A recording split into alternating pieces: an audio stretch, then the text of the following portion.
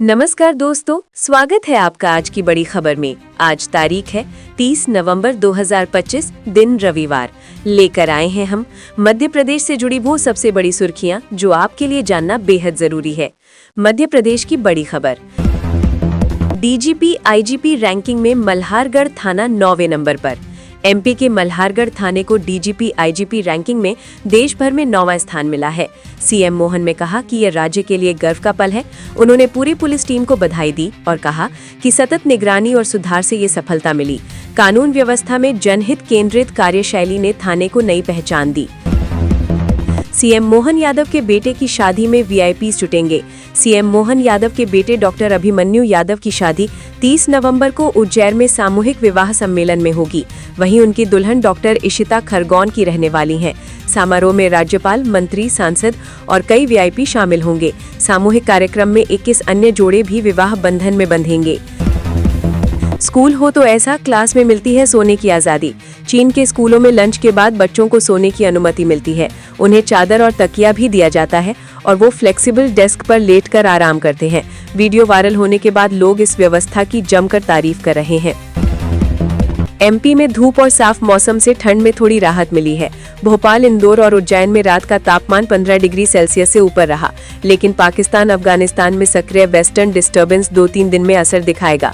इसके चलते बर्फीली हवाएं तापमान तेजी से गिराएंगी और दिसंबर की शुरुआत कड़ाके की ठंड वाली होगी। मॉक ड्रिल का आयोजन, सिखाई गई तकनीक। देवास के एबी रोड स्थित गैस स्टेशन पर एसडीआरएफ, फायर ब्रिगेड और अन्य एजेंसियों ने मॉक ड्रिल की। करीब आधे घंटे चली ड्रिल में आग बुझाने और आपात स्थिति से निपटने की तकनीकें दिखाई गईं। अधिकारियों ने कहा कि ऐसी ड्रिल असली आपदा में त्वरित और असरदार कार्रवाई के लिए बेहद जरूरी है। आईएएस संतोष वर्मा पर ब्राह्मण समाज को लेकर बयान का विवाद बढ़ता जा रहा है। रीवा सांसद जनार्दन मिश्रा ने मंत्री जितेंद्र सिंह को पत्र लिखकर वर्मा पर कार्रवाई की मांग की है। उन्होंने कहा कि संतोष वर्मा एससी नहीं बल्कि एसटी बनकर प्रमोशन ले रहे हैं। सांसद ने दावा किया कि 2021 में अदालत ने भी उनके चयन और प्रमाणीकरण को गलत ठहराया था।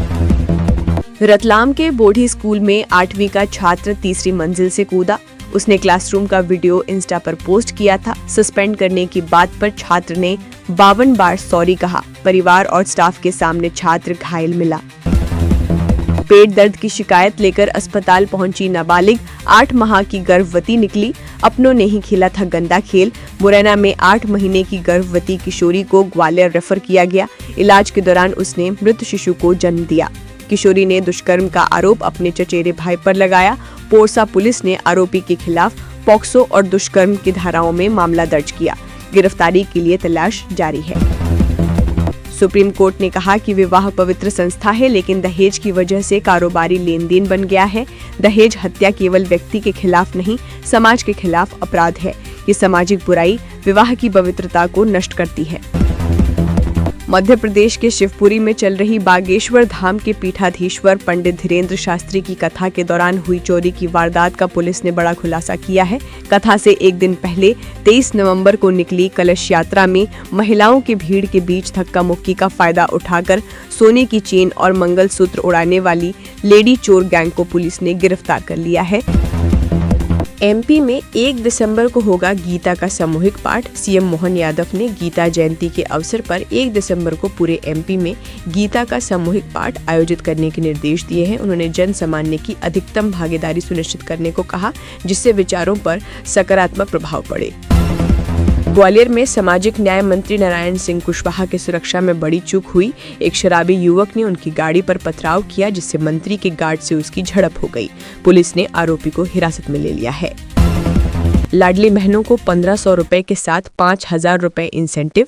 सीएम मोहन ने ऐलान किया है कि लाडली बहनों को हर महीने 1500 रुपए की किश्त के साथ कारखानों में काम करने वाली बहनों को 5000 रुपए की इंसेंटिव राशि भी दी जाएगी। हालांकि ये योजना कब से लागू होगी, इसकी आधिकारिक घोषणा अभी नहीं हुई है।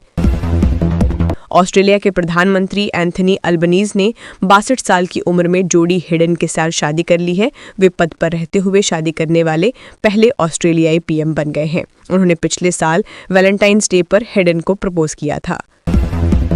मुझे माफ कर दीजिए, किरण बेदी ने लिखी चिट्ठी। पूर्व पुलिस अधिकारी किरण बेदी ने दिल्ली में बढ़ते प्रदूषण को देखते हुए पीएम मोदी को चिट्ठी लिखी। उन्होंने पीएम से अपील की कि वे इस मुद्दे को मन की बात कार्यक्रम में शामिल करें ताकि हर वर्ग के लोग प्रदूषण नियंत्रण के लिए समझें। एमपी में फिर चलेंगी सरकारी बसें, बच्चों का किराया फ्री। इंदौर संभाग में 15 साल पुरानी 135 बसों के परमिट रद्द कर दिए गए हैं। अप्रैल 2026 से मुख्यमंत्री सुगम परिवहन योजना के तहत सरकारी बसें चलेंगी। इन बसों में 5 साल तक के बच्चों की यात्रा फ्री होगी और 12 साल तक के बच्चों का आधा किराया लगेगा। भारत और अमेरिका के बीच नौसेना के 24 सी हॉक हेलीकॉप्टरों के लिए 7,995 करोड़ रुपए की 5 साल की डिफेंस डील हुई है। इस अनुबंध में लॉकहीड मार्टिन द्वारा निर्मित MH-60R हेलीकॉप्टरों के लिए फॉलो ऑन सप्लाई और सपोर्ट पैकेज शामिल है। सर का काम जारी है, सीएम मोहन यादव। सीएम मोहन यादव ने उज्जैन में कहा कि सर योजना का काम जारी है और पार्टी कार्यकर्ता घर घर जाकर लोगों की मदद कर रहे हैं। उन्होंने जोर दिया कि सरकार सभी वर्गों का ध्यान रख रही है और लाडली बहनों के वादे पूरे कर रही है। इंदौर क्षेत्र में कृषि सिंचाई फीडरों के बिजली शेड्यूल में अचानक किए गए बदलाव से हजारों किसान परेशानी में हैं। बिजली कंपनी द्वारा पहले दिन के समय मिलने वाली 10 घंटे की निर्बाध सप्लाई को अब रात और दिन के अलग अलग हिस्सों में बांट दिया गया है। नए शेड्यूल के मुताबिक किसानों को अब रात 9 बजे से 1 बजे तक और दिन में 11 बजे से शाम 5 बजे तक बिजली मिल रही है। इस बदलाव में किसानों में नाराजगी है क्योंकि कड़ाके की ठंड में रात के समय खेतों में जाकर सिंचाई करना किसानों के लिए अत्यंत कठिन और असुरक्षित है। मुख्यमंत्री सुगम परिवहन सेवा के अंतर्गत सरकार से अनुबंधित निजी बसों का संचालन अप्रैल 2026 से प्रारंभ करने की तैयारी है। इसमें 5 वर्ष तक के बच्चों का किराया नहीं लगेगा। इससे ऊपर 12 वर्ष तक के बच्चों का आधा किराया देना होगा। वरिष्ठ नागरिकों को किराए में छूट देने की योजना अभी नहीं है।